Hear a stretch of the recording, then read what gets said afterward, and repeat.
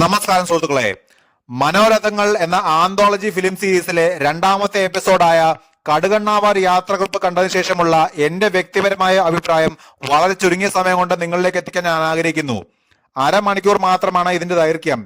1994 ശ്രീലങ്കയിൽ നിന്നാണ് ഇത് തുടങ്ങുന്നത്.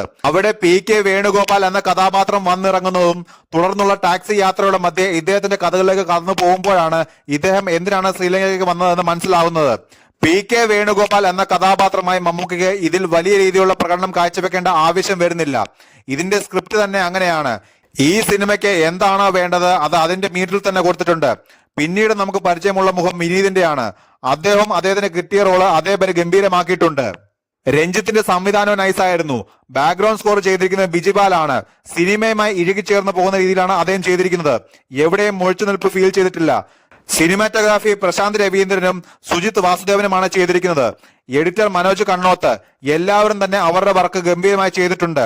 മമ്മൂക്കയും അദ്ദേഹത്തിന്റെ സഹോദരിയും തമ്മിലുള്ള ബോണ്ടിങ് കാണിക്കുന്നത് നന്നായിട്ടുണ്ട്. ഇവരെ കൂടാതെ കാസ്റ്റിൽ അനുമോൾ K മനോഹരൻ, നിൽജ K ബേബി, മനോഹരി ജോയ്, സാവിത്രി ശ്രീധർ, സുമേഷ് മൂർ എന്നിവരും വന്നു പോകുന്നുണ്ട്. എല്ലാവരും അത്യാവശ്യം നല്ല രീതിയിൽ തന്നെ പെർഫോം ചെയ്തിട്ടുണ്ട്. ഒരുപാട് ചിന്തിക്കാതെ കണ്ടു തീർക്കാൻ പറ്റിയ സിനിമ. അതാണ് കടുകണ്ണാവ ഒരു യാത്രാക്കുറിപ്പ്.